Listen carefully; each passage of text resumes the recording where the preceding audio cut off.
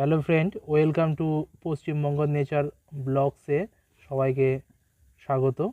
আজকে আমরা একটা বীজ দেখাবো। বীজগুলো জলে দিলে ফোটে।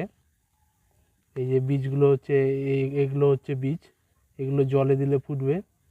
তো জলে দিয়ে আমরা দেখাচ্ছি। এই যে আমরা এখন জলের মধ্যে দিয়ে দেবো ফলগুলো। তো তোমরা যদি কেউ ওই ফলগুলোর নাম জানো তো কমেন্ট করে জানাও। এই যে ফুটতে শুরু করেছে, দেখুন লাফাচ্ছে এবং ফুটতে শুরু করেছে। শব্দ পাচ্ছেন আপনারা নিশ্চয়ই।